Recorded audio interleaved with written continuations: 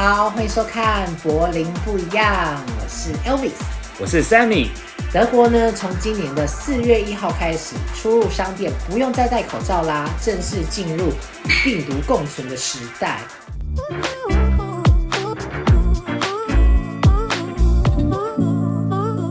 德国疫情刚爆发是在2020年的3月，那个时候呢，我们要结婚，所以他在2月底的时候就飞回台湾，然后隔了差不多一个月，3月22号的时候，德国宣布要封城，然后我的飞机也被取消了，所以我就在台湾滞留到大概5月。在德国所有的朋友就在脸书打卡说，哪里都不能去啊，也不能去餐厅，然后也不能去酒吧，哪里都不能去，因为都关起来了。我那时候在台湾餐厅照去，电影院照看，我们还办婚礼，对，而且我们非常的幸运，因为那时候3月结婚，还有办婚礼，真的还好，台湾守得非常的好，我们就是没有受到这场波及，就顺顺利利办成我们幸福的婚礼。因为我们经历过 SARS， 所以呢，其实疫情一有风声的时候，哇，整个锁国锁到一个不行。而且大家很爱戴口罩，这是很好的。因为在德国，德国人不喜欢戴口罩，所以一开始要推口罩的时候，其实推得非常非常难。那很多人甚至还会跟你说，有病的人才戴口罩，我又没生病，我为什么要戴口罩？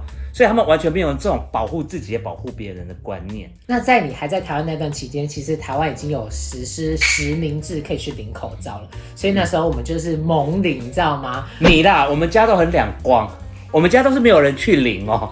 然后再后来，我问我妈说：“你那种实名制口罩，你有去领吗？”她说：“没有啦，我没怎么出门去领，干嘛？”我跟你讲，我们全家真的是对我老公非常好，每次领，然后都收集下来给他带回来。对，然后我们家都没有领。那时候德国真的蛮缺口罩的，而且我们那时候在社团都会看到很多人问说，怎么把口罩寄到德国来？结果呢，这堆口罩现在在哪里？我现在告诉大家，在这里，满一箱。有没有看到？我们口罩都收集好了，人也过来以后，政府规定要戴 FFP2，就是台湾的 N95，不能戴医疗口罩，大家傻眼，当场傻眼。我们本来以为超前部署，对，结果我们的超前赶不过德国的超前，忽然升级为 FFP2 超贵，德国制的一个要5块，结果大概买1-2个礼拜，很伤本啊，太伤了，太贵了。但是慢慢的过了几个月后，它的整个供应链就比较充足了。还有什么波兰制啊、中国制啊、土耳其制啊，就是选择比较多了啦。一个大概1块2块的口罩可以戴。那时候我回来德国的时候，我就很紧张，因为台湾那时候隔离做的蛮严谨的。我就想说，有没有要 download 什么 app 或怎么样？然后我就找不到什么 app。然后我下飞机之后呢，在领行李的时候，你要填一张申报单，声明说你是健康的，你才可以入境。是这样？对，就是这样。我以为说声明完以后要筛检，没有，你就声明了，然后就住址什么写一写，电话写一写，然后就交给他，然后就领行李，然后就出去了。然后出去之后呢，我想说有没有防疫计程车，有没有干嘛？没有，你就是自己坐捷运回家。然后回家之后，因为我那时候有查到他那个给我那个声明书上面说你要隔离14天嘛，那想说那要怎么样隔离14天呢？还要怎么样拿到关怀包？它纸上面写说，请你回到家之后打给卫生局，他们会跟你说下一步怎么做。我就打电话给卫生局，那时候我好像礼拜5到吧，然后卫生局他们就一直电话录音，就说很抱歉，您现在在我们的休息时间。我们上班时间是周1到周5早上几点到下午几点，然后我就想说好，那我 email 给卫生局，然后隔天他就没有回我。我说为什么没回我？礼拜天他又没回我，我说那我要怎么办？一直等到礼拜1，卫生局就打电话来给我们，我就说我等好几天都没有。他说不好意思，因为我们礼拜1才上班，我们周末休假。所以如果礼拜5回来的人，他就要空等2天呢。我问他说那请问我们吃了什么该怎么办？他就说现在你就请你们的邻居或朋友帮你送就好了。对，他说你们大门不能踏出去。可是呢，他也没有手机 app， 也没有定位，他什么都没有。他怎么会知道你到底有没有跑出去？对，就是要自己摸着良心，我就是乖乖在家隔离。可是你想想看，德国人是能有几个人真的会乖乖在家里隔离？我是不知道啦。可是德国有一个很恐怖的地方是，他们很会打小报告。有几个名人，他们就是隔离，然后被抓到邻居打小报告，就有人看到说，他前几天才提着大皮箱再回来，他怎么现在已经出门去了？不然的话是抓不到，就是没有邻居打小报告，他抓不到。对啊，你回来没有人给你盯着，谁会那么乖啊？人性本哇好不好？我真的是在家当2个礼拜，因为我很怕被打小报告。你表妹有来帮我送那个吃的，我就记得我妹有来帮你送，然后我们楼上邻居也都有帮我们送吃的。可是楼上邻居送吃的，你就发现男生女生不一样。男生去买呢，都是买超市最便宜的东西，就是肉也是最便宜的，菜也是最便宜的，什么都是最便宜的。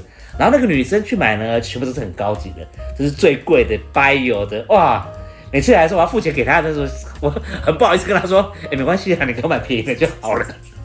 他都会买最高级的。我蛮羡慕那些人，还有关怀包。我为什么没有关怀包？你有我的关怀，来自台湾的关怀。没有，可是那时候只有我自己在这边，你有没有在？我给你电话语音关怀。那又不能吃，那也不是泡面，也不是饮料。我还看有人有八宝粥，可我不喜欢吃八宝粥，我比较喜欢那个有花生汤的。有就不错了，还嫌。对，我没有嘛。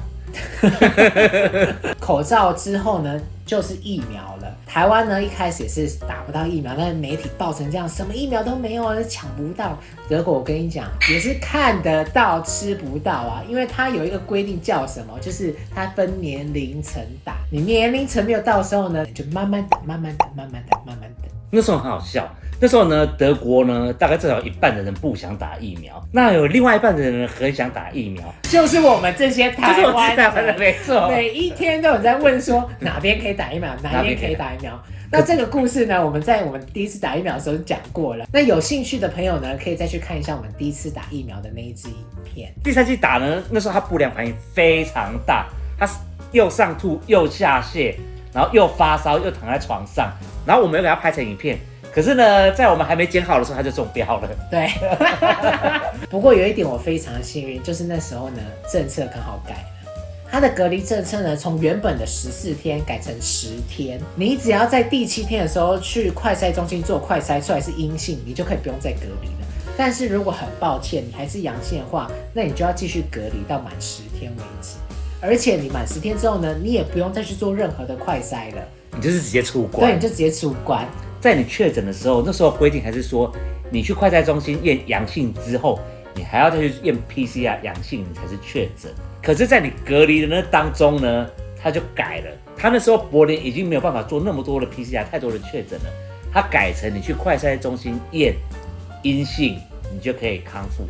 然后呢，我就去快筛中心验，没想到7天后我还是阳性，所以我就摸摸鼻子又回家，继续隔离到第9天才出来。第9天我去快筛中心测呢，终于被我测到阴性了。我每天这样出门一趟去测，可是我觉得他们这个也是很两光，不是说有专业人员来你家帮你验，而是你要自己走路去。你在隔离哦，可是还要自己出门，然后走路去快筛中心验，然后再自己走回家。现在德国与病毒共存到最新地步，5月6号的时候他就宣布只要隔离5天，因为他每个邦不一样啊，但是我们柏林是只要5天。你隔离5天的时候，只要最后2天没有症状，你就可以去快筛中心验。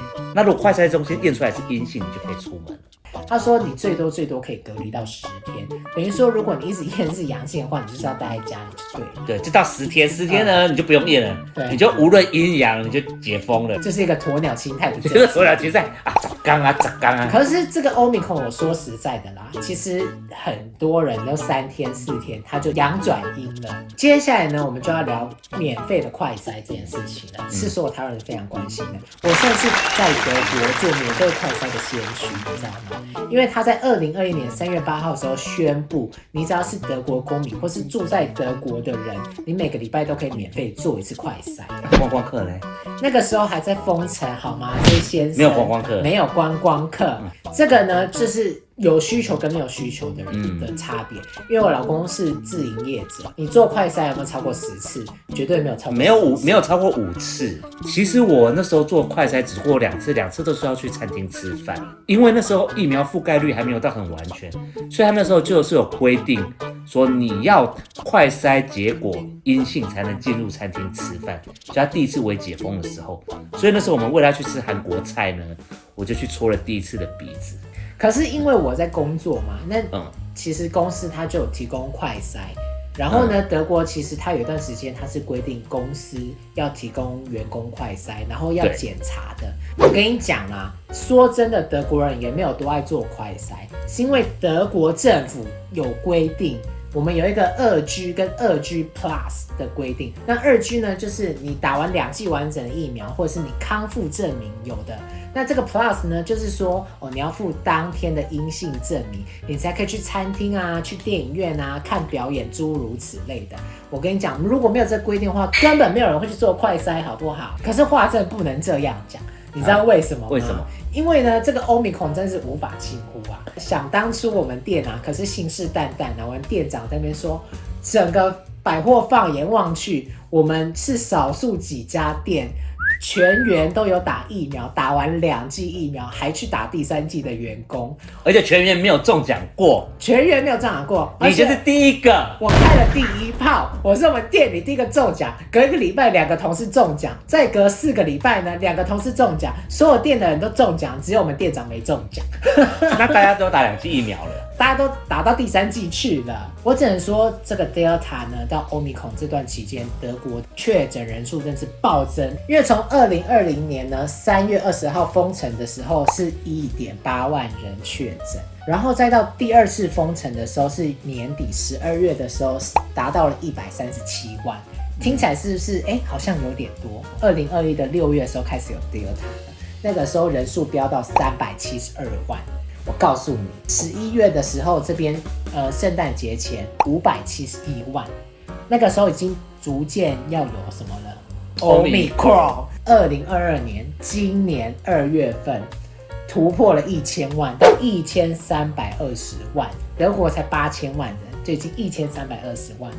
然后我看了一下数据啊，到5月6号宣布隔离只要5天的时候，已经达到2500万人。已经比台湾的人口还多了。上个月很多天都每天破30万，你觉得30万已经够高了吗？我查了一下哦，2022年3月31最高单日确诊人数52万。不过呢，说真的，其实因为走到这番田地了嘛，因为我刚刚为什么会特别念2月18号的数据给大家听？